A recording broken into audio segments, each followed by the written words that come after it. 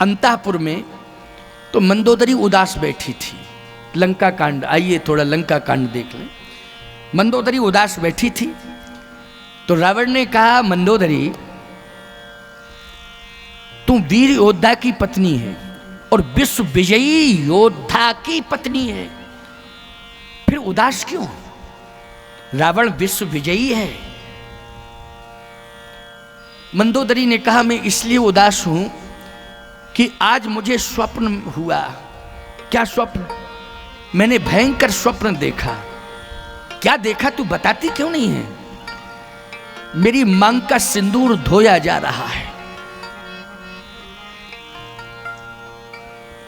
रावण बोला, कौन संसार में पैदा हुआ है जो तेरी मांग का सिंदूर धो रहा है? जब मैं मरूंगा तब न तेरी मांग का सिंदूर धोलेगा। जब मैं जिंदा हूं तो तेरी मांग का सिंदूर कौन धोएगा?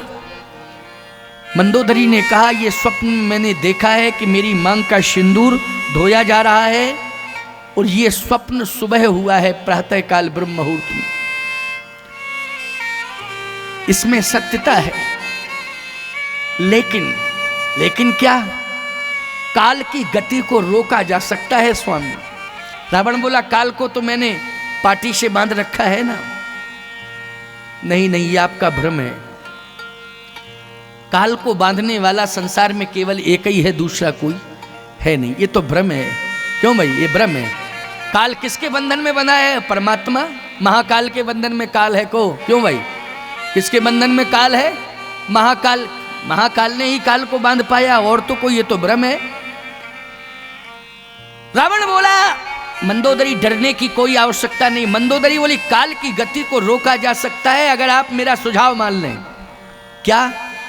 राम है सौंपिए जानकी।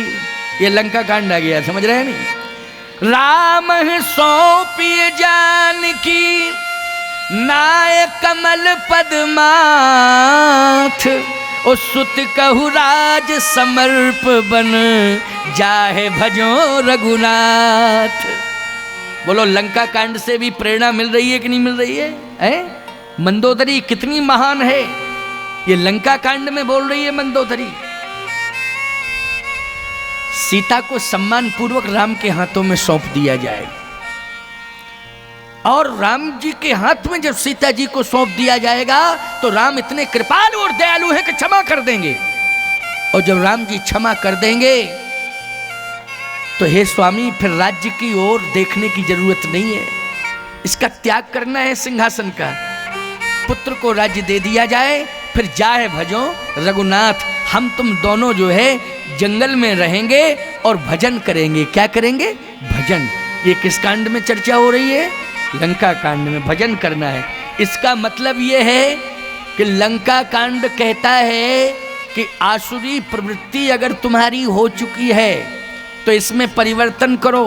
वो इतना परिवर्तन करो कि भगवत शरणागति स्वीकार करो। और भगवत शरणागति स्वीकार करके उद्धार तभी होगा जब दोनों पति पत्नी मिलकर भगवान के नाम का भजन करें। जब भजन करेंगे तो कल्याण हो जाएगा, उद्धार हो जाएगा।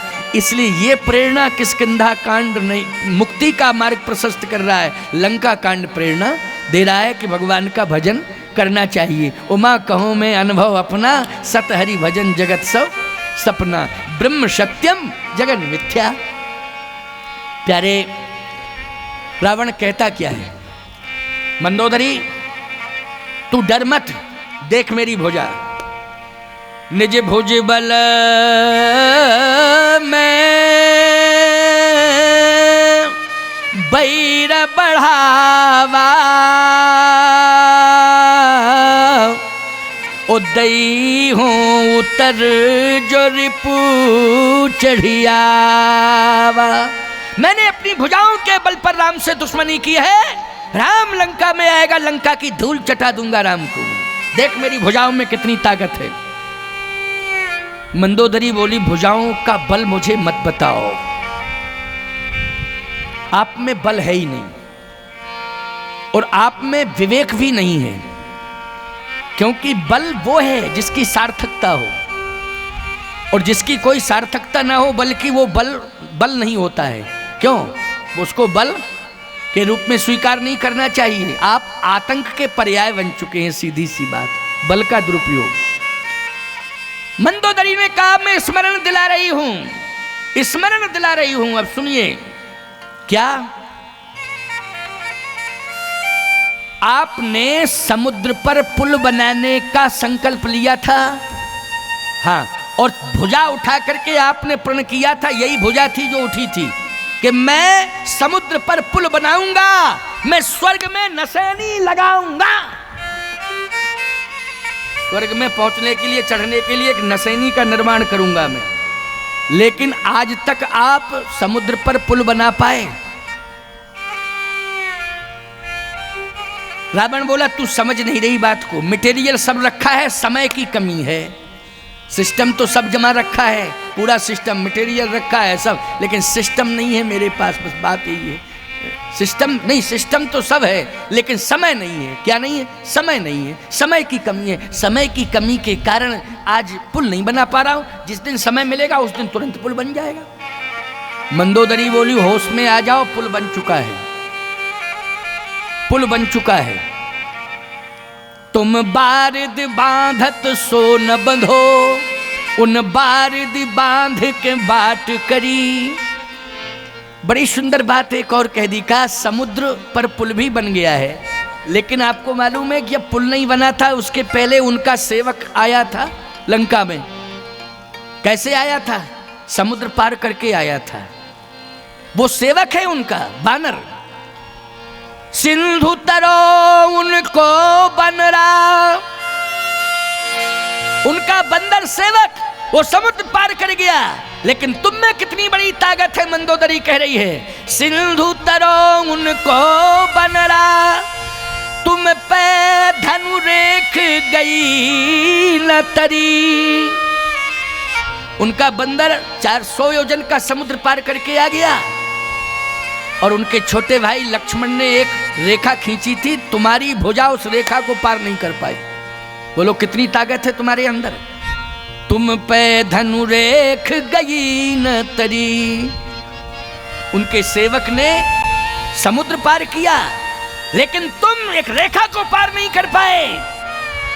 रावण बोला तू समझ नहीं रही मेरी बात को, मैं गया था पार कर देता, लेकिन उसमें करंट सिस्टम था, मैं बैक हो गया। बैक क्यों हो गए? इसलिए कि तेरी फोटो दिखाई दे गई उस समय मुझे कि मंदोदरी का क्या होगा। मंदोदरी बोली फोटो देख के बैक हो गए, और हम डायरेक्ट बोल रही तब बैक क्यों नहीं हो रहे हो? बुद्धि खराब हो गई क्या? क्यों भाई, जब डायरेक्ट हम समझा रहे हैं तो समझना चाहिए, तब बैक नहीं हो रहे हो? हैं, बुद्धि खराब हो गई है क्या?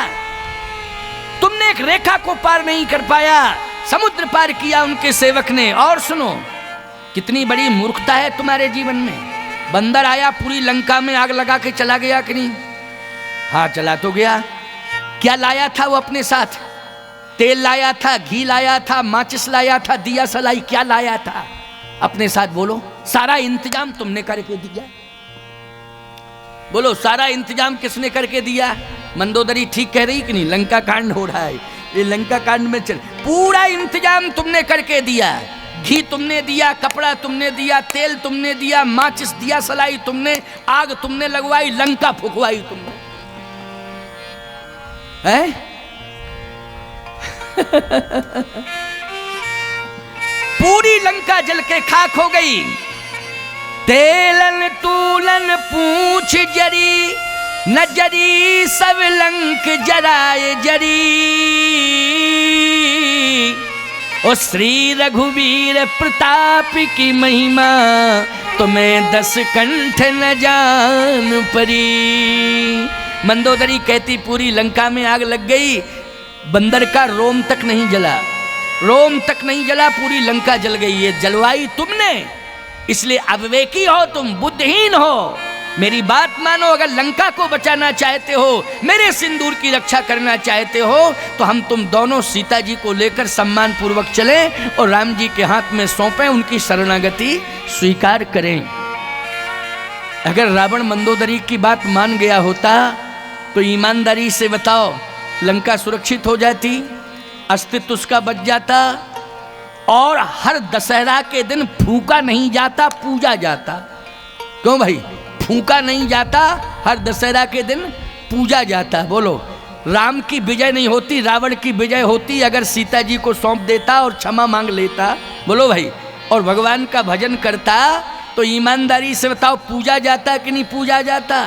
और विजय किसकी होती? बोलो भाई, विजय रावण की होती, क्योंकि राम जी की शरण स्वीकार कर ली। दुनिया यही कहती, भले ही शरण स्वीकार कर ली है लेकिन विजयी कौन हुआ है? रावण हुआ है, क्योंकि उसने अपने जीवन में परिवर्तन किया है, अभूतपूर्व परिवर्तन हुआ है। तो कहने का तात्पर्य मेरा यह है कि लंका कांड प्रेरक प्रसंग है ये। बोलो, है कि नहीं? तो लंका कांड भगवत शरणागति के लिए प्रेरणा दे रहा है। लेकिन नहीं माना रावण, तो अंत में हुआ क्या? रहा न कोकुल रोवन खारा।